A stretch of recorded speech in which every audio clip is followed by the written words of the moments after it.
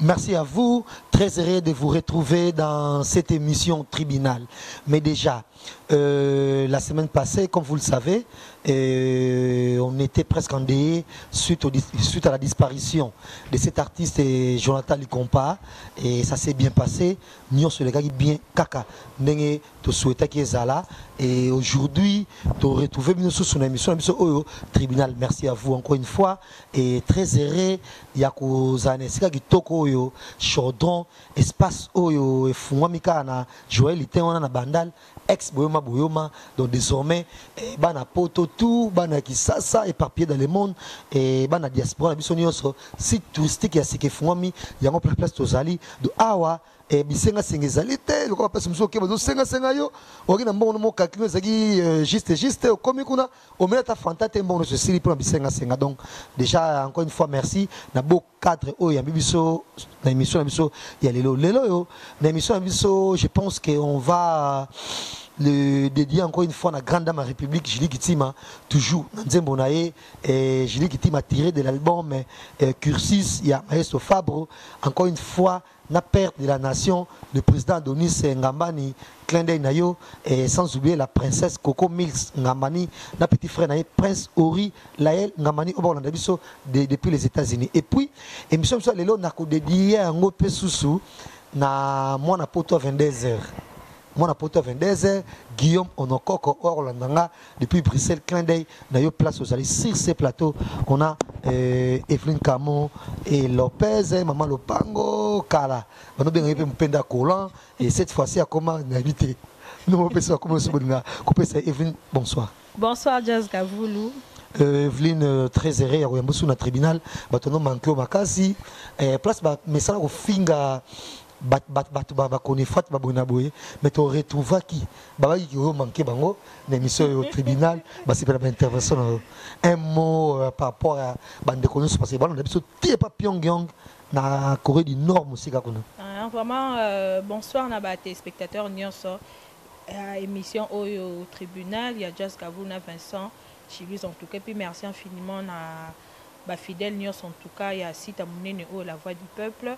Vu en tout cas dans un abîme long baby que émission autobaka mamoro il y a vrai parce que midi temps n'a pas moutouté moutat l'autre ça biso ba boro ate ba pièce azate donc il faut personnel en tout cas il faut personnel ande balobara donc tout ça toujours de notre mieux pour vous informer dès qu'il se doit sans ko banga sans sogini ni biso bobi que tout le temps biso bato batouté donc toloba mambo o et sengito loba parce que la justice est en Zambie, la justice est en l'État, donc au fin de la bataille, mais justement, ils ont entouré par exemple le sujet quelconque. Donc merci Nabino, fidèle, il y a un tribunal, donc un gars qui a Lopez, Maman Lopango, on a les labino forts. Donc on a assuré certaines que ce soir ou ce matin, ou je ne sais pas, ça dépend à l'heure à laquelle Bolanda Bisson nous aura passé des très beaux moments avec Jazz Gavoulou et Vincent Chili. Je suis très sûr qu'il est choco frappant. Ani Meta et Nenga Monio déjà Azaja Roseka parce que Monio Seka Makasi Ani bisous non musika parce que Ani bisous bel en tout cas bana poto donc on a les labino fort quoi mais ming en tout cas Vincent balobi photo remerciant en tout cas la grande dame de USA balobi azo contrôler Amérique Mobimba donc Julie Kiti Malakim Feza maman na Prince Ori Lael Ngabani ainsi qu'à son époux président Adonis Ngabani en tout cas merci infiniment d'ande beau soutenir culture congolaise na biso ba chroniqueur à musique po biso to ba chronifuati te ni ba chronichel te quoi boyebi adresse ba chronifuati na ba chronichel o eza pena réflexion à haute dimension pour faire dans le tribunal en tout cas faut dans la base dans le bagage donc c'est un peu ça quoi. Evelyne information dans aux envois de côté si j'aime surtout l'anglais information non c'est la musique c'est la culture voilà bah information tout dans encore à toujours regretter comment est-ce que musique en tout cas ezo simbate l'album pena presque bima en tout cas ezo denda nazo comprendre déjà na une information mais prochainement en tout cas na osenga na Vincent to Jazz en tout cas c'est un peu rolobelango actuellement en tout cas aucun album ils ont marché même aucun album non aucun en tout cas parce que hier marché au moins une dimension au star congolaise ce bimi ni dimension il y a succès à l'album là-bas en tout cas depuis un certain temps toujours retrouvant au sous-souté net l'album presque bimi à wana Kinshasa on sent rien comme c'est l'eau bimité la preuve on est que bazo beta concert pété concert à Kermé ces années lourdes tout ça c'est vraiment que la production à Kinshasa et leur album c'est ils ont un succès déjà dit qu'on a sollicité ni est en Afrique et en Europe pour tout exclure mais en Afrique en tout cas tout ça bien que Cameroun que Boy na Kinshasa tout ça fait que non grand hôtel ba mise bazo beta ba Vénus Béatrice donc ils ont parce que l'album en tout cas ils ont marché donc mise en tout cas beau revoir un peu bangara na bino to ba texte na bino to ba parole parce que actuellement en tout cas là, désolé, quoi, rien ne marche. On va prendre Vincent Chiluzi. En même temps, clin d'œil à vous. Il y a Salim Kapé, ça on en a depuis Londres. Merci. Merci également na couple qui toque. Oh, il y a Sandra Moseka Maïndou, na Mobile Naé, Papa Guilain, les mannequins de Paris. Vincent, bonsoir. Bonsoir, Jazz Kavoulou. Très heureux dans le tribunal. Juste un mot, papa, tu vas jouer sous et puis message pour comme information. Et en même temps, on va ajouter que Frère Hugo, si je ne me trompe pas, que c'est jour à Zambie, non, que c'est un fallait pour prendre Bangui jusque-là. Donc, contrairement et venu qui va sortir l'album, c'est un peu tiède, oui, mais la production, quand même, mais tant soit peu qu'au Betama. Et puis, très prochainement, et toujours dans le tribunal, tu as un générique à héritier. On a ignoré le titre jusque-là, mais on a trouvé déjà Morose. Mais je m'étais, on déjà se souvient, bon, on trouve bien Vincent Chiluzi. Oui, tout va bien quand on est au Lingara. Quand on est au Lingara, tout va bien. Donc, message pena ya marambasika penezate o eto ebika tout le monde mission tout ba bouger tout le monde le padre moto ya Yamboza na Zambie Elmara azana Centrafrique Kofi Olomide Agbada azana Angola donc voilà donc activité pe ba kermé ces azami mikolo mais tozo continuer ga ko savourer piso sur le marché nega venir na lobby qui peneza na muté donc topesi bango souta comme les albums masika peut-être ne ba sola ina ba place ba sola pour ba blonda mo sala sikena no ba yokani na bien te mais sinon qui mieza na on a marché sinon ce to lo barage lo moko o penezo ningisa mo batu muke mikolo ezara yeti na soto betara maboko Zikida donc yango mutu mikolo tozo ninga na mo muke nango. Mais le reste, en tout cas, il y en aura normal. Voilà, on croise les doigts. Merci à vous ce soir. On a tribunal. Et là, on va essayer de rappeler encore une fois que tout ça dans l'espace au chaudron, ex-Boyoma Boyoma Jis et Joël était donc souvent on a à l'aise, au yé na $100 na yo, au consommer dans lingi, tam so on appelle à $20 na ndaku, pas pour boîte monsieur comme bébé na ça au soko côté mamoko, ba nous senga soko pas DJ, pas serveur donc au secret fait que tu attends et là au moto milite attaque au ka fantate et puis au zongi bongo pour aux amto soni donc bon comprendre cadre qui tout ça ah lelo to lobila masoyo talibongo et les number one il y a musique congolaise à la personne de Kofi Olomide. Nabanzi afata ko tali sola Kofi Olomide na komeka muke ko expliquer ndenge ni marbo tambolaka souvent na ba société to monaka soki balinga futa mutu te na miso batu nyonso bafuta mutu na bref dans l'anonymat parce que toyi ko futa yo te ta mususu po kaka na vina no ba futi yo to ngana za Jean Pierre ya société songo to pakala enta leki na vina bino ke non voilà les to futa jazz salaire na bona trop futa ye attends baby salaire te mais soit baby déjà que le ba futa et déjà ba société belé même na ki ça créer déjà moi tension moi bien te yango to mona ka lelo yo ba ko futa comme mingi ba virement bancaire donc tam so salaire na place mo songo to pakala mais ba zui numéro ya compte na banque non pas au salaire comme ça salaire na ko le kambala moko donc tant au mona maman que compte moko et compte bon on a na numéro mo compte et versement na compte na yo au tala maman message ele na téléphone obi que salaire na à peine eleki o que donc toucher ngo melelo yo et to ka moi qui peut komona ke Kofi Olomide azo futa ba musicien na ye na podium et puis caméra à l'appui réaction tu bien bazaki choqué on ne sait pas bon moi normal mais tozongi toujours na émission pour toloba na trempe ya nani ya na trempe nani ya Koffi Olomide oya zalelo yo na musique africaine mutmo ngoloba he azate et puis to rappeler contrairement ndenge tono loba pour na faire ego là c'est vrai faire ego là ça voix qui to commun c'est pas lui le numéro 1 il y a musique africaine et puis il y a musique congolaise c'est Koffi Olomide on l'a toujours dit donc pour la numéro 1 et nous ngoloba te que aux en voix qui to non faut que la musique lokola Koffi Olomide parce que lelo Koffi Olomide a fouti et ba musicien na yé le podium aux en ba libosote à ça y on a un pays étranger et na fikine et puis caméra à l'appui comportement na choka ki bato et on trouve na liboso na Vincent Chiluizi et réaction nini et analyse de sali par rapport au monde comportement il y a ko futa bato et devant tout le monde parce que déjà il y a aux entrepreneurs ça il faut se le dire et aux dans la voix du peuple au pétant soit peu mais quand il fout à bateau mais quand vous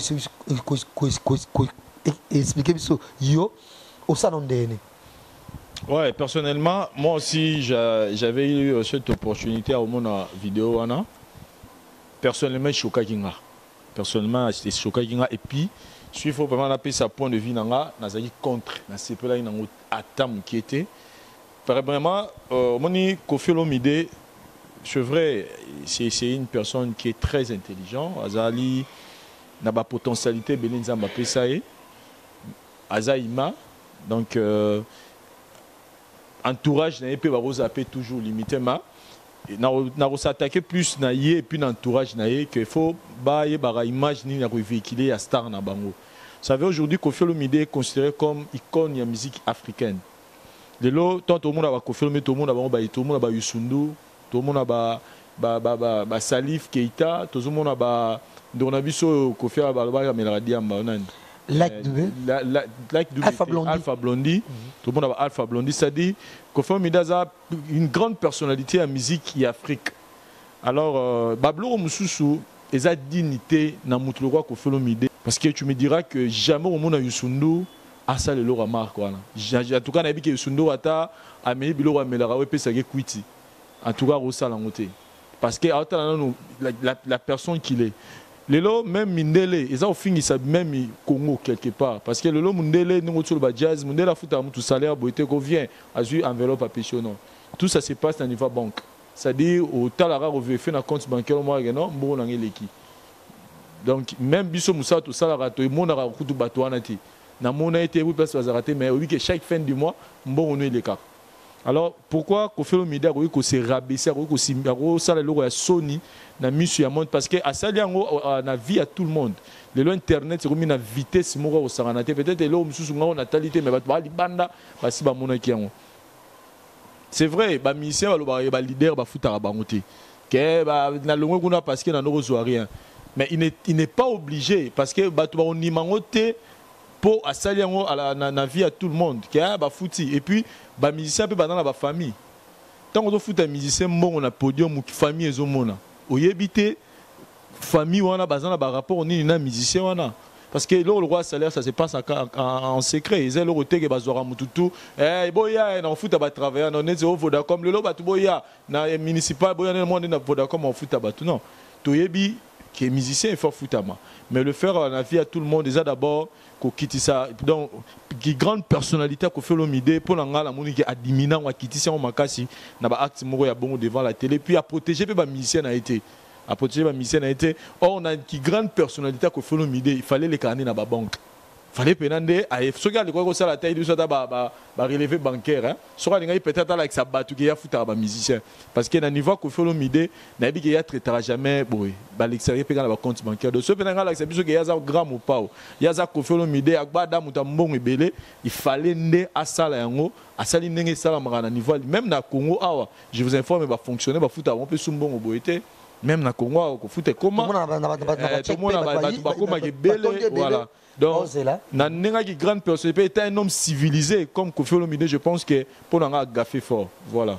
On va prendre Evelyne Camo parce que déjà Koffi Olomide en plein air et bandi par Hollanda on a c'est à Monica Missa Kofi il se fait des idées tant va foutre $2000 mon boss na c'est na podium à quand va foutre c'est combien mais oh tant na carte enveloppe ya tant 50 je sais pas 100 peu importe des bayoka par rapport à l'impact multiplié dans l'orchestre analyse de Mosali ben là tu vois pas normal ma case en tout cas na tu vois normal de Kofi foutre en public parce que jazz congolais toi ben grand na tel niveau que même ata muta kufi ozomona ke mutu bozaki ne bien mais tant muta kufi ozo wanga na ka mutu mutazane soute mais ozo wanga na ka ye par là na lo ba ke Kofi en tout cas Kofi Bobby tout à l'heure Vincent to ba que Kofi c'est un monsieur intelligent Kofi n'est pas bête ce Kofi comment au foot à bango aux yeux de tout le monde c'est que d'un côté ingratitude du monde et ça m'a dit bosso na just obé ça na ouais ça besoin na faire un déplacement na pays mon Rwanda si je me trompe na Kenya oui ah parce que c'est pas en vain oui puis que monsieur congolais baza ingrat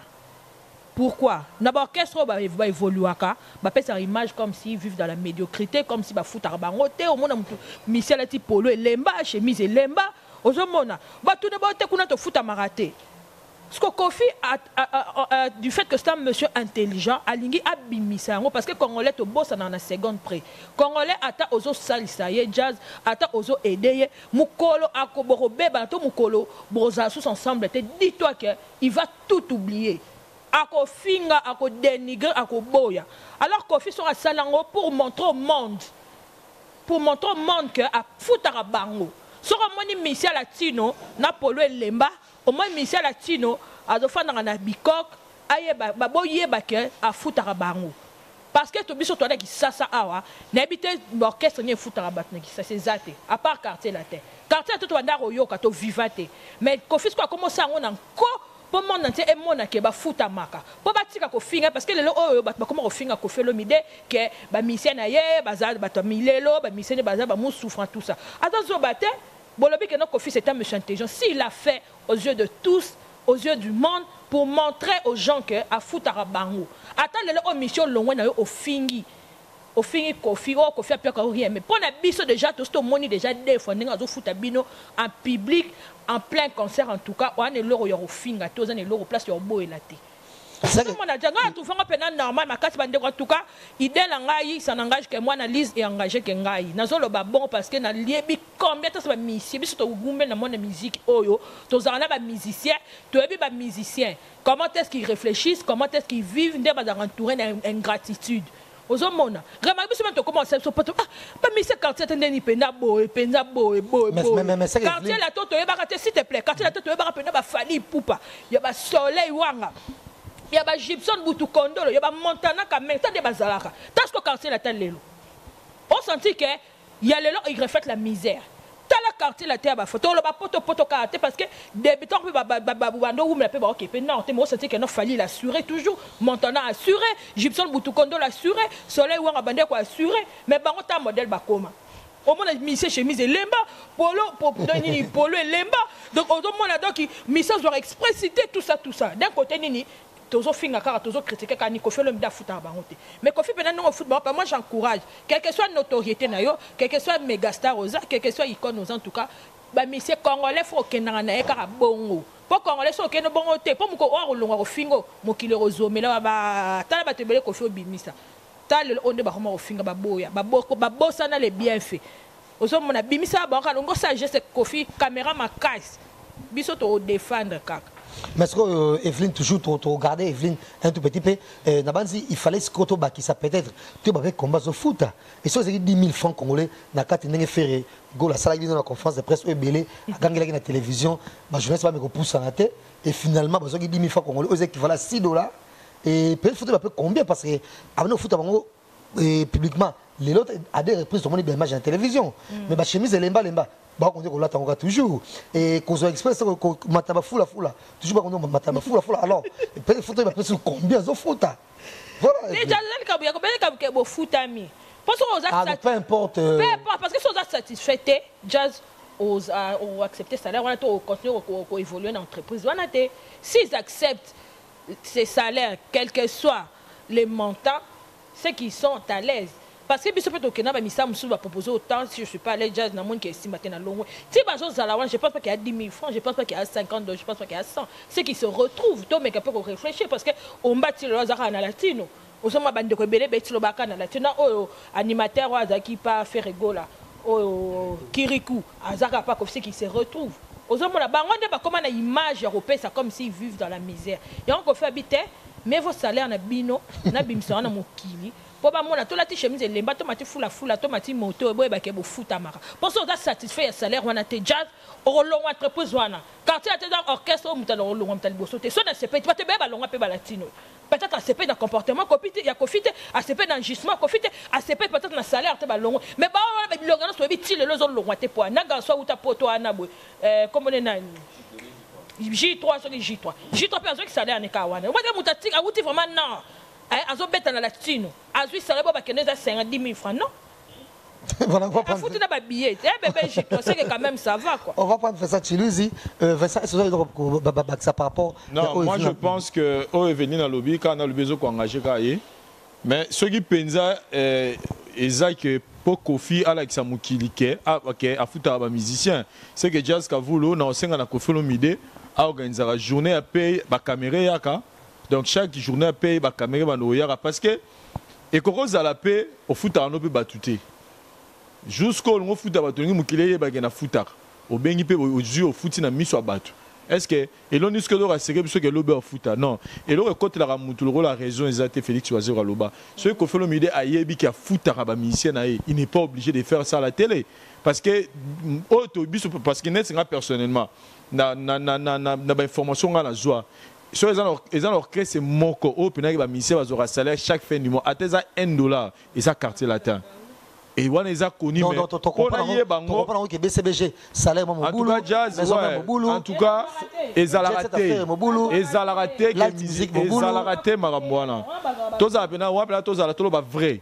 Orchestre, c'est mon co, que chaque fin de mois, ministère, à ce moment-là, il y a fin du mois, il faut ils ont quartier la terre Kofi Olomide mais pour na yeba ngo senga te ko fa ke na fiki na futa ba musicien na miso abatu non to yebi na biso ngo déjà dans ta musicien le loi longwe abone ko nima Kofi mais biso bato total la to yebi que non eza bongo que Kofi futa ba musicien c'est la raison pour laquelle on a dit que azana est obligé te na nenga za grande personnalité za star munene ya Afrique to beta suma sola Congo te za star munene ya Afrique aza biloko mususu fo aye barani na rosana wa rosala te pour na préserver pe image parce que biso le on doit c'est les jazz tous a fier ya ozaba misel ko ba Kofi Olomide kaza congolais alors il faut pe toye barani ni to aider ba protéger pe image pour le lo soki afinga mi libana Congo mte finga mi le ba bloko wana eza pena dignité na niveau na e parce que ko futa ba musicien asala ngo déjà sera linga pouvoir biso ke nde ba musicien na balata ba chemise bazo ba fula mais la futa bango c'est que chaque fin du mois ce qu'on fait mais ça bien un programme spécial ba caméra ba no ya tout monde na ninga no futa musicien to chango na YouTube na ba télévision na ba CBS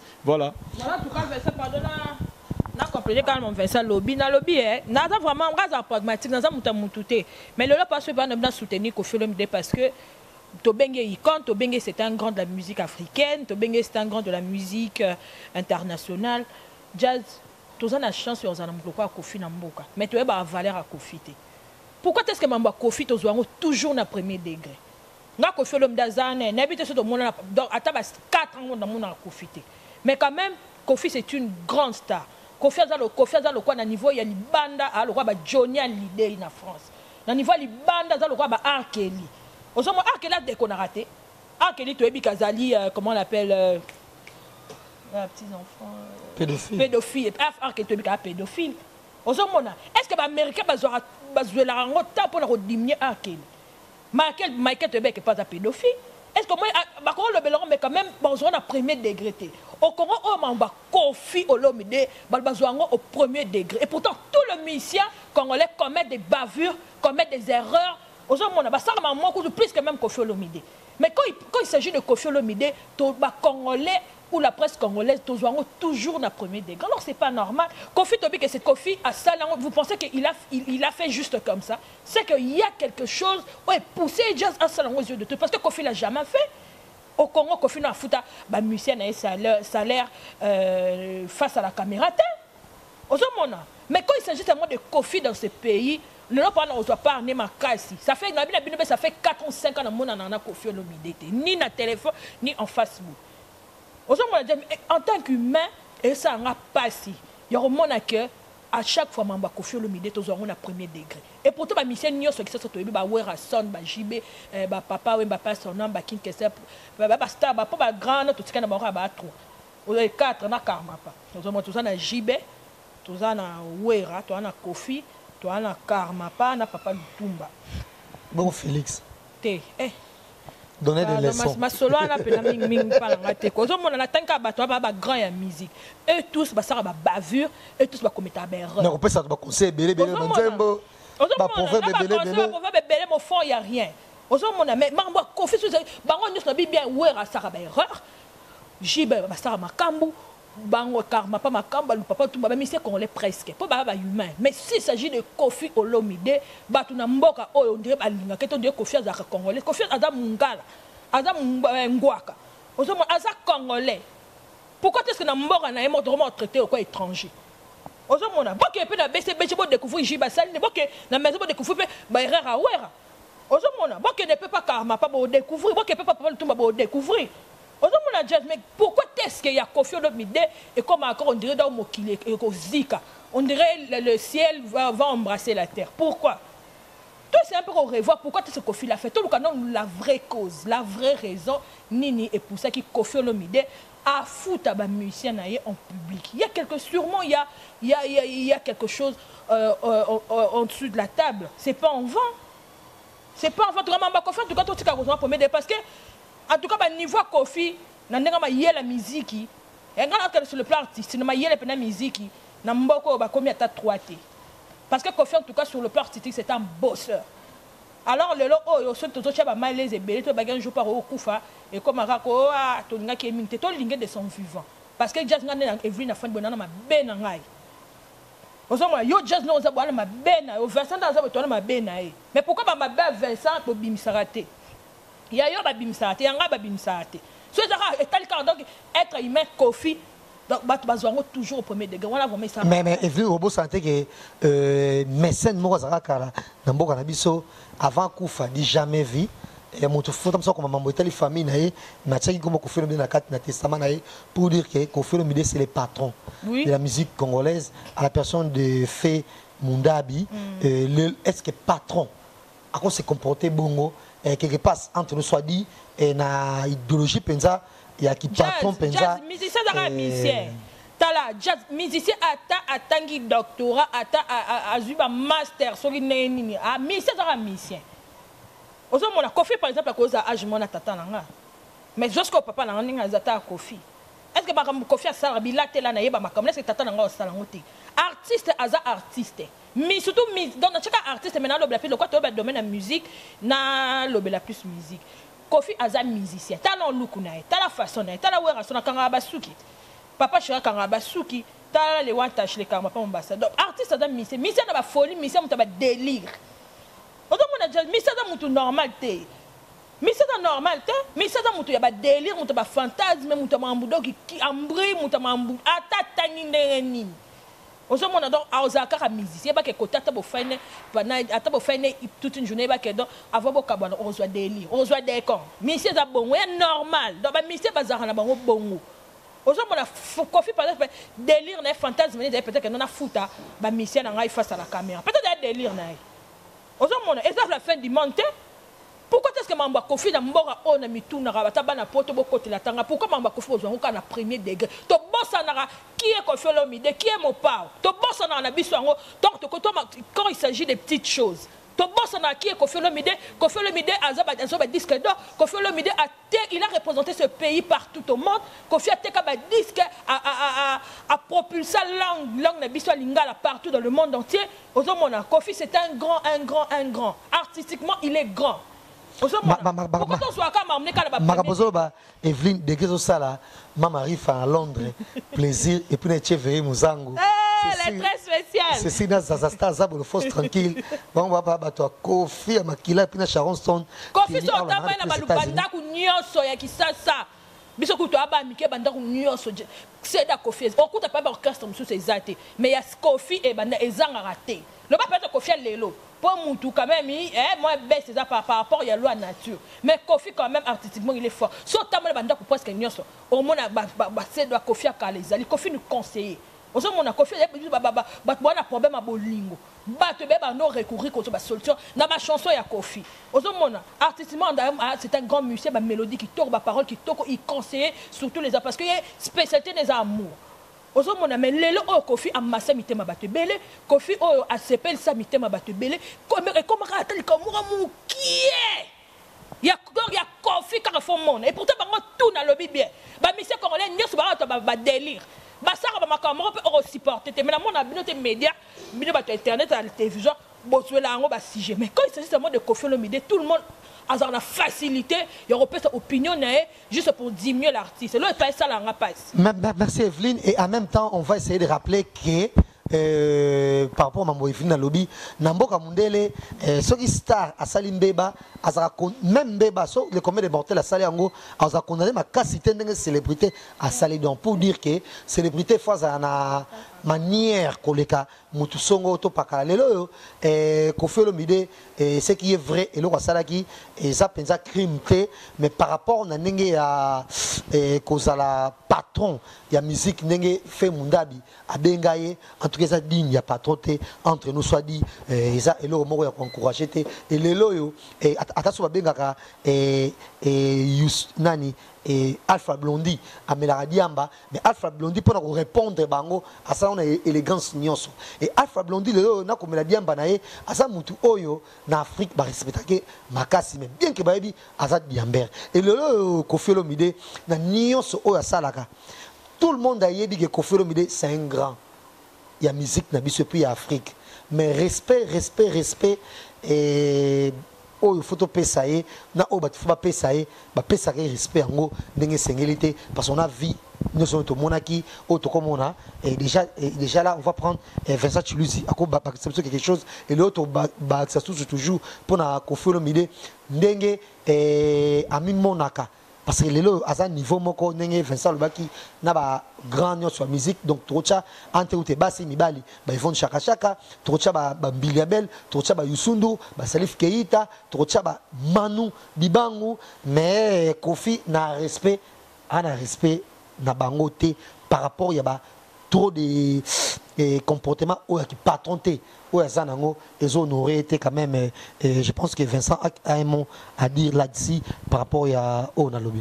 Voilà, on a revenu à Evelyne Kamo pour lui dire que pour nous rappeler que Jazz Kavulu a autre problème, il y a un problème sur à niveau de l'État, il y a un Kofi Olomide, il y a un Jazz à Kizaki. Ah bon, à Kizaki mais à critiquer qui musicien pour dire que je suis bête noire et pas à faire rigoler.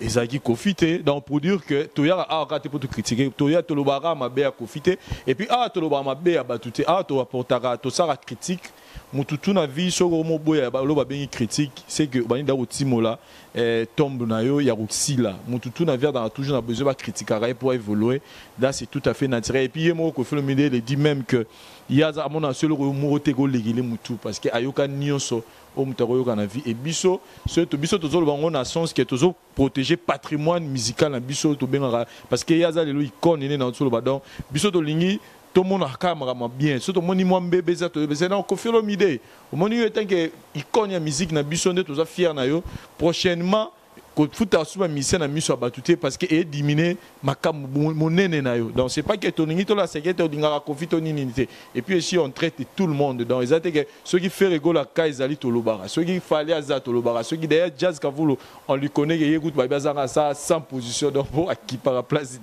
voilà mais ngai Jazz Kavulu ngai plus na aborder parce qu'on parle de Kofi Olomide ngai na aborder aspect moro très important ya frère na biso Fabregas Mbuyulu au perdre musicien munene na kati orchestre naie. J'aimerais dire à Fabregas ceux qui ba au talent nabi grand frère naie nani comme Bosso Kiminga Christian Decorn a au talent émission yo Christian Decorn bozo baby c'est image à Fabregas bozo kanisa façon bozo même la Fabregas ils a bien bozo baby sa carrière à Fabregas je vous dirais, Bozwa tout na batu, oh, bah, qui Fabregas, il y a tant, il y a amour, na ya Madonna Fabregas alelo, bah, Sabino, qu'est-ce qu'il est devenu aujourd'hui? Fabregas, a zéro quitte ce boye bâti. Parce que vous salir image nae, na ke musikate, tous na matanga nae. Fabregas a fait l'album a fini, bah, chronique fouati, internet, na ba journal fouati. Mais toke na ibembe ya Fabregas, journaliste moko ya makasité. Il y a mboka na biso to yebi aye na matanga wana. Soki azaki une bonne relation na bato, pourquoi baye matanga wana te? Pour ceux qui y Fabregas a une bonne pour Fabregas il y a amour. Musicien Fabregas, Weranson, je me souviens tant où il a Koufaki, Neonabiso Mbalo Nani, Ike Kitambala Koufaki, tous les grands noms de musique Nabiso Bayaki. Parce que Weranson a Koufaki Moutoumoro n'importe qui. Alors que les lots, place où vous avez Fabregas, il fallait tout le monde artiste ne soit miné ne Bayon, il fallait tout le monde a grande personnalité ne soit Bayon, parce que vous avez détruit l'image à Fabregas, comme si Fabregas ranquiné. C'est-à-dire Moutoumoro boit à la conflit na batu. Moi je vais vous dire que les lots quand ça ceux qui font beaucoup sur l'album et Belengo bagazan la succès. Mais ça pourquoi quand on sur la Fabregas on parle de Koffi Olomide. On parle de Koffi Olomide na ozonga. Na beti sur la Fabregas pour na beta masolo ya Koffi Olomide. Ya na zonga na zonga na mo mukesima. Na beta masolo Fabregas par rapport à Koffi Olomide. Album Fabregas sur l'album est belé. Mais je te dirais musicien au héritier watana balo barabaye ba kena obimisa album te déjà zoko ça ba succès belé na TV mais yango le c'était que mamno sima musicien ba baraye au monde tolo baboy fallait azab na bangi faire azab na ngola musicien ba bon ata na poto ba beta soute mais musicien betanga nga dernier concert Fabregas abima libanda ezaki na ngola ye pesa nga retour nango ezaki na retourni joie sur dernier concert ya héritier watana ba betaki na ngola tala ngombio héritier sali betanga nga concert mo héritier raté. Fabregas a pensé à quand c'était sur le album et belé né en un succès. Je demanderai à Christian de Corna staff Fabregas va revoir parce que Fabregas est devenu conflictuel. Fabregas doit être un concert, il prend tout une heure de temps pour se moquer de Koffi Olomide. Il y a l'ingénieur mingi ba danseuse. Est-ce que tu finis té? Et nous le batte que bana ba tout ça ba ko bina pa na yo, o comme ça ba ko bi boele na yo. Qui babandi ko bina bando imiter ne ko faire binara so babini ne ko faire binara babini ne ko faire binara la suka lango et là suka lango na suka na krimoro a toyoki ke eza ba shisha na ba whisky mais la ramteti na ga sala makamwana ozo comprendre na générique na ruta lobine ga muke ali ga bi ba danseuse mais so OK na ba live azo beta tu sens qu'il OK na loin tu vois. Moi je dirais que ezo aider na mo Fabregas. Moi, je donnais vraiment un petit conseil à Fabregas, je n'ai rien à voir avec Koffi Olomide, je Batubakanissara. Tous la relation morote sur Neni na Koffi, mais on le dit parce que tous pour ça musique na que le longa la fier na musicien Fabregas. Je me dis ce Fabregas a recadré ma cam. Ce Fabregas azongi Fabregas so azalaka agomona muta Koffi si mutuka aya tindiki. So azongi Fabregas so azalaka ke muta obela ya sambelelier. Azongi Fabregas so azalaka ya mutaza problème a oya ko assister ataza lo te panaye. Et au match Fabregas, au lieu comme ça Fabregas a commis en conflit à tout le monde. Fabregas n'a pas journaliste belé baloba. Moi je pense que des aïgas biso de internet, mais j'apprends même qu'il y a pas mis journaliste c'est même belé. Pas plus loin Eveline Kamo Vandia. Azalte non, dans un peu exemple. Ozali les loso mutaye na kin, a besoin ça la promotion album là à Lukayo. Boza bato so de na kina que non musicien a ça l'album là, a ça promotion album là, a besoin Eveline. On a besoin mutoro na ti de coller. A on a kin. A ça a besoin ba journaliste mais je te dirais tout le monde a relation ni nazana on a journaliste belé qui na prévenu ba yakité ka ba koni faut soit finga ki na album na super album ba sali pas finga ba musala ya batu ne ba yiko assister na matanga pour dire que il est grand temps, c'est pas encore trop tard. Fabregas un peu du respect na ba grand et ça très important. Loba na nze mon numéro boy na ba loba pour nga na ba trop na pena mourir musique na je peut-être ay baraté nga na ibanze ba Fabregas et belé na yo ka trop parce que là c'est la mélodie na alors ba na nze mon moko lobi biso to finga mikolo te po to boyi lobi pe baleki ba finga biso soka lo barango soki batu mo ba ko pese ba conseil à mabe qui était ba no finga mikolo e pese ça erreur ba mutloro la to pese exemple à Fali par exemple et qu'est-ce que Fali là est-ce que Fali dans la terre ou la télévision fa finga un grand o ya leki na je pense dans la situation dans lelo aza dans la carrière na bien Fabregas il compose bien ses chansons Fabregas abinara bien azana moi na succès na ya Kinshasa o nzamba pesier alors aluka etandra ngo na luka zala bien avec tout. C'est vrai que mutuno so linga été maluka te que ak multiplier ka ba problème na batu. Parce que tant yo ça bongo, boju vidéo bo na YouTube par exemple, fan a Kofi Atalio, au perdre fan. Parce que moi, je dirais une chose. Les locaux à bateau, bazar entourage, ça c'est bêtise à mener. Il y a au fin à Fali. Qu'est-ce qu'il est devenu aujourd'hui? A changé Fali. Mais au contraire, à Perda. Moi, j'ai appris même chez quelqu'un qui a un mauvais souvenir à carrière musicale. Il regrette de ça. Donc, comme il n'est pas encore trop tard, bateau va passer au conseil en finga au boudé Fali au boudé une émission penati ya papi Mboma. Je te dirais que ba aider au tende ba tino susu ba no finga ko femi eko edo na re ko femi de aza icône atigali danger a kufa star. Mais yo Fabregas aux en énergie et belé à repasser la musique. Alors arrête de te distraire avec toutes ces choses là. Mais quelque part Vincent, je sais pas. Ti Fabregas a commencé à niveau on a c'est que mon ba laisser aller pour Koffi Olomide. Ni na penza. Neto mona o sala penza ya fou ba o matin ba niveau on. Jusqu'à vous le bi Koffi Olomide tanga sala album na ya ba Ikia. Obi ka sala nzemo mubim de nzemo a sataka na Fali. Nzemo ba mana yusuna na lokwa kanza. Nzemo ba mana lokwa kanza. Obi ke da nzemo pena taka Fali. Diabolos. Obi nzemo mo ba yemba boy salopette. Ataka na Fali. Fallait pas ni fallait qu'il pas monter. Est-ce que vous êtes obligé ceux qui m'ont fini il faut répondre. Donc ça il fallait qu'il pas quitter on comprend ce que Fabregas qui paye parce que assis c'est ce que comportement là. Toi tu penses que Koffi Olomide toi tu verrais jamais par exemple quelqu'un comme Gilles Piana parce que quand je le dis comme ça exactement va passer pour qu'il y ait traîner derrière Gilles voilà ça comportement là déjà trop souligné peu sous quand fallait pour passer au peut ça l'interview dans la journée c'est congolais c'est comme peut sango Papi Mboma on peut sango Nati Lokole on peut sango Nana Boudouga ba journaliste naé c'est ba comme ba koni fuati naé donc ça n'a rien à voir na biso to vandi awa donc boyndo ko pesa bango amona bango ba incompétent donc bango ça ba mission naé na pas tala ngai zango ko ba musicien te na ta manga moni to vandi biso to so na biso boye donc ça n'a rien à voir donc to comprendre peut fali abimisi ba koni fuati naé ozo boyo ko pesa ba interview à la personne de Nati Lokole et Papi Mboma et Nana do ba proyer sur un niveau où tu n'as pas question, c'est pas question vous êtes trop terre à terre, trop bâclé, trop je sais pas, et voilà. Et de même, surtout vidéo tous on a pour na kaya ya maestro Fabre, tu comprendre que c'était bien Kofi a fait ça avec Fali, fallait répondre à guité. Surtout Tigi Subongo, on s'en va te mususu. Jazz Kavoulou, toi tu penses que c'est Fabregas qui va changer Koffi Olomide là en monsieur Koffi a attaqué moto. Mais Koffi a changé déjà grâce à l'émission tribunal. Tu déclarer que Cindy trop de Cindy na générique, trop de Cindy na Nzembo, et moi bon ma quartier latin, tu sentais ce que Cindy ba doser mouké na on a posé question mo Jazz Kavoulou, tous à la clé. Ma solo to beta ba danser Joana. Kofi kam ta yemoko. Nenge quand créer Fabregas a boire on a ce pena to bi pena que non, to ko ta pena sincérité. Est-ce que Fabregas a royema robo a créer on a que ya lingara ba danseuse.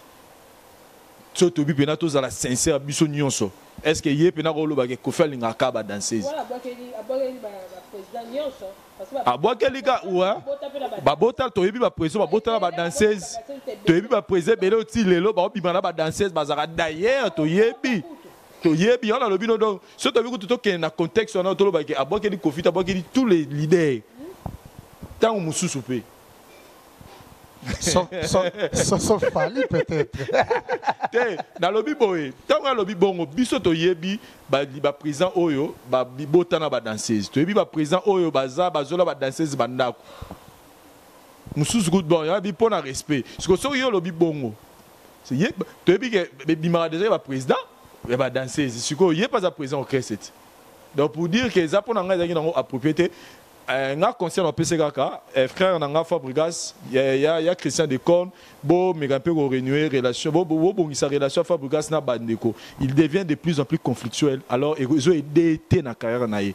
Donc, à la Fabregas oya kala, oya mututu, c'est vrai que azam mututu au lingaïta, c'est un comportement mututu, mais bon, la vie non image naïe parce qu'il devient trop problématique, n'a pas tout ça là, qui te remarque. Alors que il a encore beaucoup à nous donner. Mututu de bazara chaud. Héritier Watanabe, mais Lelo héritier, il accueille tout le monde, héritier, il est aimé de tous. Et à la presse à Congo, et à la presse en ligne, il est aimé de tout le monde. Et à la Mikolo. il est aimé de tous. Donc, l'homme même, Wenge Musique à maison mère ne parle plus de mal. Héritier Watanabe, comme accepter moi dans la banque. Donc, à mes capéco, quand c'était sur le soir, on a oué rendez sifité, bah, Mikola là tout, bah, on a besoin, il y a respect dans bango envers eux. On va prendre Ville Camo. Est-ce que l'homme sort Baksa par rapport à moi, Rando, il y a Kofi Lomide dans Maïso Fab. Non, on le bâti. Baby, baby, m'en bosse ça, bamba. Mais Laurent, on le bac. Au moins, biso pe ba journaliste c'est toujours permettre ba marquer ba grand ya musique congolaise respect pour biso ne toujours tendre ba micro. Ozo monande na lobara déjà donc à part ba staro ba Kenda papa Wemba Kinkester mené à Grand Calais le feu papa Rochereau Lombo Makiadi ba grand toi papa ke ba Kenda na tant ba comme en tout cas pe na ba am na bino mais quand même ils ont normalité aux monnaie ils ont normalité il y a un grand de la musique africaine au nom de Kofi Olomide au nom de Werason au nom de JB Piana au nom de Karma pas au monde que ba jeune artiste ba zo ba manka bon ba respect c'est que biso de ba chroniqueur il y a musique de toujours tolérer parce que une fois nga meka il faut te pekisaka. Dès que tu te permets, bon, il y a un salaire qui va continuer. Parce que ça revient même. Le lobby de finga ba Kofi, ba Wera, ba Jibe, ba Karma pas. Lobby pe ba na bino. Et ba niku ya comment ba lobby te donc bazo vivre un peu ba moko. Au moment où tout le monde a longué pendant le lobate peut-être muto pesa peut-être lamba peut-être au sunga peut-être au salarié mais toi on finga payer pas on hésite donc à retourner là n'est même pas cette fois. Pour à finga ne parce que tel que yo osa exemple te. En tout cas, dans ce comportement, il y a Fally Ipupa. Fally Ipupa, c'est un artiste à respecter, grand. Depuis belle lurette, Fally Ipupa n'a jamais eu de bonne relation avec Werason. Mais quand même, tant comme leader, il a succès, il avait toute la notoriété, il a une audace parce qu'il a les moyens, donc il combo ma casse pour finir Wera, Jibe, Kofi. Mais qu'est-ce qu'il a fait? Il s'est humilié en respectant les grands noms de la musique congolaise. C'est un bon exemple. Et puis, Lobby Kakana. Kofi Olomide wana, l'émission Moro, il a traité Fally de PD. Attends, Jazz, Fally c'est un responsable, c'est un père de famille. Il a une belle famille, il a des enfants. Il va comprendre déjà la réalité à vie. Quand traiter papa à Bango, des PD, je pense que ce n'est pas humain. Pourquoi est-ce que Fally n'a jamais réagi? Il se dit que non, lui, c'est un grand. J'ai 1000 manières de le répondre, mais pas en l'insultant. Parce que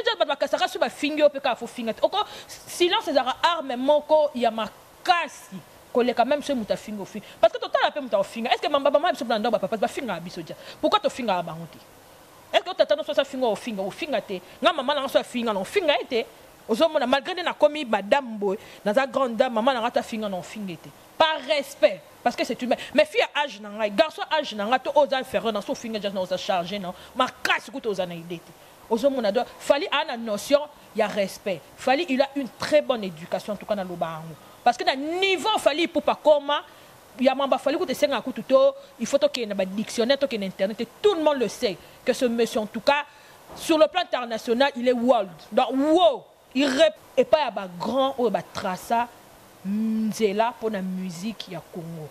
Moi je pense que bien politesse, agissement moussous et tout nulle part. Ozomona déjà na banda na banda ta TV ngabi ah banda banda ofinga na TV mutu moko na afinga loro et vexer le roi Kofi a traité Fally de PDT et choquant je vous jure et vexant en tout cas et bien ça met chair de poule. Ngabi Kofi tire sur babon et bien que non Fally azam papa ana ban ba musicien faut ba na notion de respect moi notion de respect ba Kofi ba wera ba ko provoquer mais quand même il y a non important au landa bango ozomuna pour que landa bango de Vincent le tout à l'heure et apportant non rio contact ou te détruire des carrières il y a yo jeunes artistes aux perdre ba fans peut-être aux appels ba fans d'orchestre on a ba ngarayo parce que pourquoi est-ce que il fallait garder idéologie parce que la 50 ou 70% ou 60 de fans à Anango Galatino, baza peut-être 60. Sur 100%, peut-être dans la fanatique à 50 ou 60%. Tu vois un peu. Donc, il faut finir qu'on fait le dis-toi que pour perdre 60% de fanatique. Donc, moi, je pense que non, s'adresser à monter parce que ma kamba batumsu pas na bagi ba combat batumsu non na autant raté, kamba batumsu pe dans le barango jamais. Mais quand même, se permettre parce que tout le monde aura un jeune frère, jeune artiste, mais tout le monde a comporté un peu comme un peu de trop.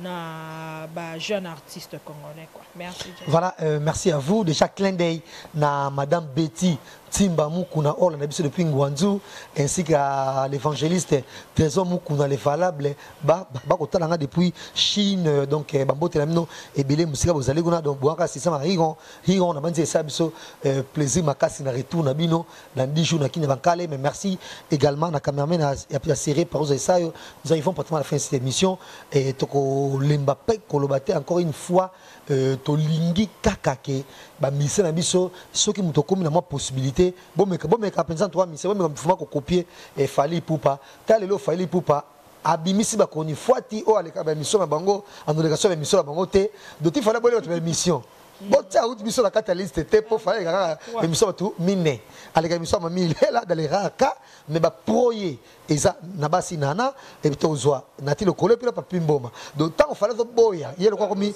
do ya komi mutumo très classe donc biso ko tuté bango na mona ba koni fuati et puis voilà et nandi ba mise belé même ko fait le mide et uza yaya uza grand ya musique tala ndenge boatakaka et Alpha Blondy un diamber tout et tout mais yé en revanche bomoni réponse des na galanterie donc mutamela diamba mais biso nio son Afrique te penser respect belé malgré ba diamba naé et yo malgré ba qualité na onyo sonyo to yebi oyoza mais respect penza ndenge zo mériter ngo vis-à-vis ya peuple na yo ozo ngo bongo te on les voit tout à l'heure et ba misebele ba tangi awa o baza ba leki no bana kutu ya yo mais bazo za audace ko s'attaquer na yo bongo je pense que respect et konyo ko zala réciproque toi toujours contre ba tbani ko humilier baninga na bango ba tout c'est pas bien et Vincent tu uses un mot de la fin et puis bambote na on peut se pas nan. Non, un mot de la fin, dans le bara, on a fait l'idée que non, pour la bicho indigné qui bicho, qu'on fout à battre musicien devant les gens, na niveau naïe, et ça sous bas niveau naïe, t'es à Salamamba bongo. Prochaine, tu as déjà que parmi les rares orchestres, chaque fin du mois, musicien la Moukarabi qui na fin du mois. Abeta concert, t'as reçu salaire naïe, donc continuez dans bon niveau salaire dans le cas, vous êtes déjà grand. Tozu bisono tozu opportunité bima ba Congo te mais bandeko na biso net pas Franck Stemai au ba mi Congo bazo confirmer biso grandeur na yo et puis tozo mona ba libanda ba concert ozo beta ba Rwanda wana tozo mona ne ba baza bazo bina donc ozana suna ozana posa ko prouver biso tout yo tika na ko confirmer za ko sepesa mato ya batu na musique na yo mais ba blo italien net ba ya qui classe qui patron na yo ils ont important devant les gens et na ndenge na côté comme Fabrigas na osenga pe na fa donc tu es notre frère tolingaro mingi ozosa musala no kitoko mozana no mambela osala na no peno ani ko bima libanda alors il faut savoir bien ko garde la relation peut-être mutomoro via Bizarre Jazz mutomso peut-être a coopérer bien na ko fait l'omide mais ba sengi tamsu comme na yo tamsu par exemple na to pisa na Gabon peut-être mutumo na bezo ba bingso na Gabon tamsu mutumo na kata circuit wana a coopérer bien na Kofi mais yo ka ndenge yo na mboko no usana ko finga Kofi l'omide et comme biso le peut marcher donc relation ça la importante que gardons on a muto direct ko garder relation bien na ndeko ko fond le peut la porte na makambe belé na vie c'est la raison pour laquelle on peut ces exemples à Fali connaissait ça et puis que neza boye naza image ya type wana sona bani maman ko attaquer boye et aux dans des faveurs nanga yango kanga mno refungule le makambe on ndenge mo pe na ye donc ozana yo déjà bien ozo ye mano da kitoko nzembo album na ozikida moi je te félicite d'ailleurs parce que jusque là tu es le seul artiste musicien ou seul album na musicien na banzembo kitoko ou eza ko promettre pe succès net banzembo ya Julie Kitima en tout cas rien à dire nzembo kitoko tozo ko bisono à tout moment la cara jazz de temps en temps donc ozana on a besoin terre au fin à Koffi Olomide parce que tout ça na hypocrisie tout le monde na émission boy mais la concert tout le monde nga zo bina le roi Koffi tout ça va ni donc c'est important te Fabrigas en tout cas je peu importe mais na zo conseil parce que tout le monde a bino ne boza ba Koffi na biso ya lelo bino ne boza ba wera na ba JB na biso ya lelo donc tout ça na posa ma quand même nous a bientôt là pour ça obeta musique na partout te ka musique na ki to ko na zo ba na musique intelligence no intelligente on a été comme partout donc tika na yo mambo finga kofi wana tika na mambo zala no ramona malamu fabrication to yebi wana bongisa relation na presse et au sala kitoro makasi pour na carrière na yo et merci na président Adonis Ngambani en tout cas pour le président Adonis Sobiki na normalement déjà sur notre thème na carbo na raison ngabi je na remercier né na ça va merci président Adonis Ngambani mote belé place aux alliés en tout cas ça vient au fond de Mokenza mais na pas mbolo président et puis merci na la grande dame Julie Kitima, la maman des princes Auril Laël, voilà Ngambani et puis na la princesse Colette. Ou bien Miss Miss Colette, Mills Colette, Coco Mills. Ah Coco Mills.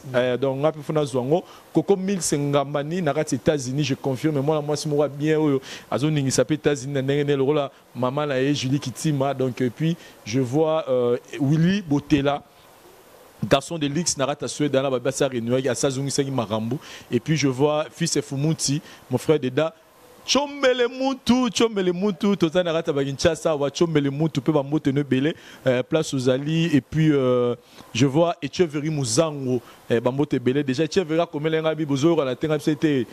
Connexion Zagité, mais déjà, vous avez émission Zoya, donc Echeveri Muzango, Bambote Belé. Et puis, na Mama Bonheur, na Yope Jazz, Evelyne Camon, la parole, c'est ça, caméraman assuré. Voilà, clin d'œil également, na Yafalos Makakila, merci depuis Paris. Gaga, Chouami, Tokozela, Succès Kasongo également, Bakolandanga, Junior Louer et Louer, merci. Nayo, na Musika, Hervé Tita, courage, courage, courage. Et on va prendre Evelyne Camon. Et Nabanzi Bambote non parce que Nios. Et silité donc. Fallait pour pas. Non, t'es nana loba mamouya. Bah aussi ça va. Bah on débat pas. Il y a pas place à l'écart. Donc c'est qu'à humilier des bangs. Bref, comme bon tout le bas tout à l'heure, il y a bah Salif Keita, il y a bah beaucoup de délire na baroté. Sauf que par exemple na Côte d'Ivoire, bah il y a beaucoup de délire.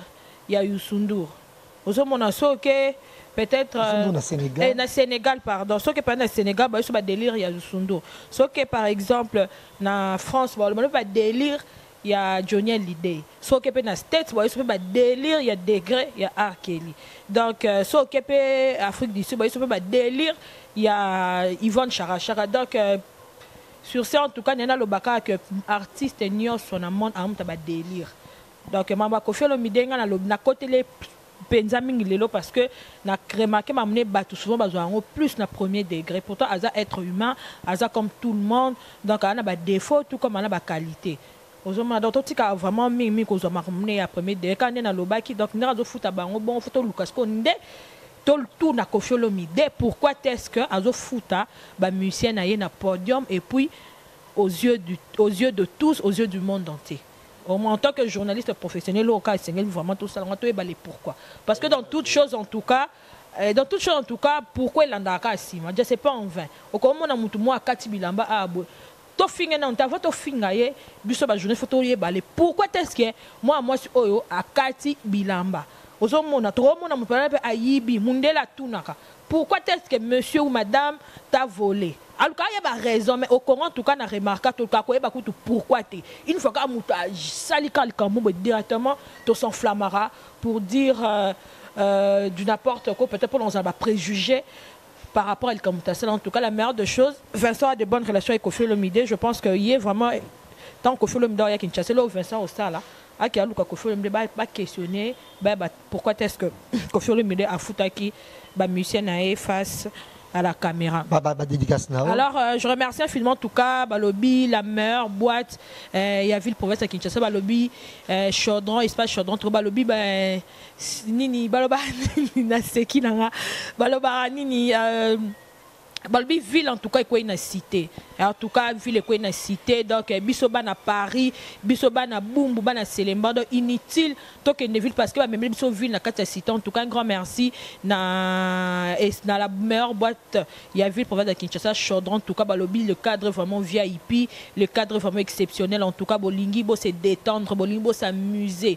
Bolingi, en tout cas, Bo une très très belle sélection. En tout cas, Boya na la boîte, le Chaudron, est situé dans na Bandal Moulard, ex-Boyoma Bandal, donc non loin, il y a Joël Lutin, bon, on a un cadre VIP, un cadre très classe en tout cas, oh, il y a un bibiso, pour tout ça, la vraiment émission, oh, on a payé vraiment, merci Ming en tout cas, na docteur Nicolas, le boss, et un grand merci en tout cas, na gérant, oh, il y a un bibiso en tout cas, merci infiniment pour l'accueil, gérant Jean-Paul de Dieu au coma, un grand homme dans un petit corps, donc merci infiniment au gérant Jean de Dieu au coma pour l'accueil en tout cas. On a senti vraiment que c'est un grand homme mais dans un petit corps. Alors je remercie infiniment Balobi, le président Adonis Ngabani, le cœur de Julie Kitim Alakim Feza, Balobi, papa et Prince Ori Layel Ngabani en tout cas. Et puis depuis les yeux, c'est un peu symbolique la mignonne Colette Ngabani en tout cas, ma chérie contrôlée quand était Julie Kitima. Aux autres talara, jazz, Vincent, président Adonis, aux autres talara, au biso maman. Julie Kitima, quand la biso ma mère. Moi de la femme, moi de mars, c'est Barota, comme on a dit. Kitima, Julie Kitima, président Adonis, Botalara, Vincent, Botalara, jazz. Ngala business vraiment, tout ce qui a moi de mars, moi de la femme. Ah, jazz. En tout cas, personne finalement la présidente Adonis Ngabani, en tout cas, nous soutenir culture congolaise, mais aussi nous soutenir en tout cas les chroniqueurs. Il y a musique, il y a beaucoup cannabis parce que ça fait belle lurette en tout cas, jazz via ma colo. À loin, on Vincent pas ou même via ma colo. Merci finalement président Adonis, nous long les libiso des grands chroniqueurs. Il y a musique via ma colo, mais bon biso pena veut dire que long waka la via ma colo express, il paie ma Gigi. Bon séjour en tout cas dans States depuis la personne na bébé na biso en tout cas bébé Prince Ori Layel Ngabani un grand merci Balobi les très spécial dépend zongi pena donc attaque texto te quoi na WhatsApp là les chef véro commenter nene silence et chef véro boss ani biso quoi donc boss ani biso dépend zongi non mais salarial est très spécial biso on a toujours à cœur donc les très spécial chef nous remercie infiniment et na remercie en tout cas Balobi Élisée Mboma la grande dame de Paris bon séjour ici à Kinshasa ainsi qu'à son époux Aridjana le grand Libanais et on appelle si bon séjour sous la Brigitte Tekamabita moté m'a dit la cause et puis un grand merci à Parou Sia en tout cas le grand caméraman le grand monteur dans ce bimi like ce bimi mouette donc c'est grâce à Parou Sia en tout cas merci infiniment puis merci à Vincent Chilus merci infiniment à Jazz Gavou ah Marilyn Monroe fallait la licence en tout cas ma copine depuis l'Angleterre ma chérie Marilyn Monroe voilà clin d'œil également à Kelly Malumba Charonson qui nous suit depuis le Canada merci également à Gladys Basilwa ainsi qu'à son épouse Barbara et Mamba Basilwa depuis les États-Unis pour un bébé qui toko au boboti susu et Tokobo ça n'a jamais ba nyoso ba sala musana mango kitoko et qu'on dit za kitoko ba conseil na bino bonaboy mama rifa na Londres clin d'œil na toko zona kina bankale et 24 chilus na misanae tsombele muntu na banzi toko za samedi mayanga ni kakawa na les chaudrons awa à découvrir en OP et merci Nabi aussi bonne émission mais aussi cette émission pour le baquer très prochainement beaucoup sous en tout cas tozo quand on a en tout cas déjà héritier je sais pas c'est quoi avec toi na générique des gars bundana animateur na ko soit na générique wana donc ça fait ça grave déjà na qui ont déjà ce qui me 10 fois déjà yango en tout cas tu éviter ce qui est bêta c'est tellement morose tout ça la critique nango et on dirait bah ça là pour la générique et désolé merci na Evelyne Kamon Lopez merci na Vincent Chuluzi merci na Parouza Isayo et sans oublier grande dame à République encore une fois Julie Kitima bisous bye.